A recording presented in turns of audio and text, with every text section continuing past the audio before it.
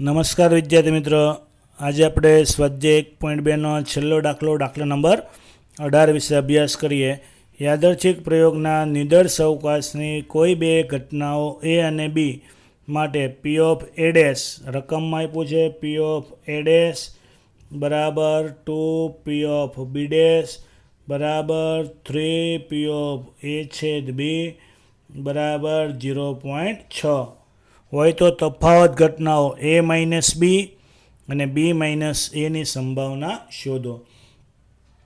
તો વિદ્યાર્થી મિત્રો, સૌપ્રથમ તમને દાખલાની અંદર જે માહિતી આપી છે એને આપણે અલગ પાડીએ, છૂટી પાડીએ, પછી જોઈએ જે માહિતી ઘટે છે તે મેળવીએ. તો વિદ્યાર્થી મિત્રો, આ બધાની વચ્ચે તમે જોજો ઇઝ ઇક્વલ ટુ છે, બરાબર બરાબર બરાબર. તો પહેલી ગણતરી તમારે વિદ્યાર્થી મિત્રો આવી થઈ છે. પહેલાં પી ઓફ એ ડેશની સરખામણી કોની સાથે કરવાની? તો કે 0.6 સાથે. બોલો અહીંયા કોઈ કિંમત છે તો કે નહીં? તો આ પહેલી કિંમત તમને મળી ગઈ પી ઓફ એ ડેશની. ત્યારબાદ વિદ્યાર્થી મિત્રો ફરીથી 2 પી ઓફ બી ડેશ બરાબર 0.6, આની સરખામણી પણ 0.6 સાથે કરવાની. આગળ છે કોઈ સંખ્યા? તો કે આ ગુણાકારમાં, સામે જાય તો ભાગાકારમાં. તો લખાય પી ઓફ બી ડેશ બરાબર 0.6/2. તો વિદ્યાર્થી મિત્રો 0.6/2 એટલે વિદ્યાર્થી મિત્રો તમારો જવાબ આવશે 0.3. ત્રીજી ગણતરી વિદ્યાર્થી મિત્રો તમને એવું આપ્યું છે 3 પી ઓફ એ છેદ બી બરાબર 0.6.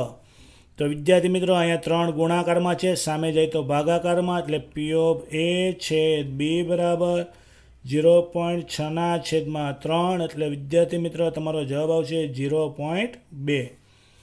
હવે વિદ્યાર્થી મિત્રો દાખલામાં તમારે મેળવવાનું છે શું? તો પહેલું મેળવવાનું છે સંભાવના એટલે પ્રોબેબિલિટી પી.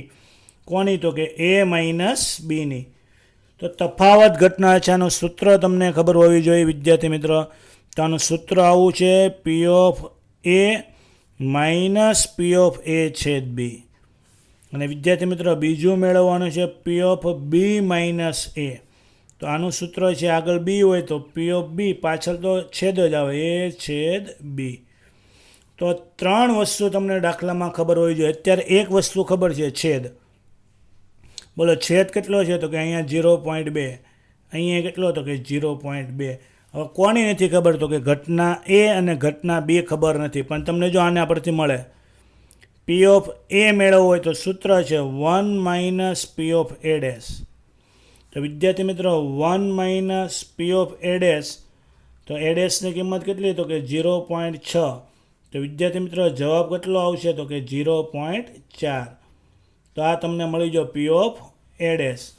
ત્યારબાદ વિદ્યાર્થી મિત્રો પી ઓફ એ, ત્યારબાદ પી ઓફ બી મેળવવાનો છે.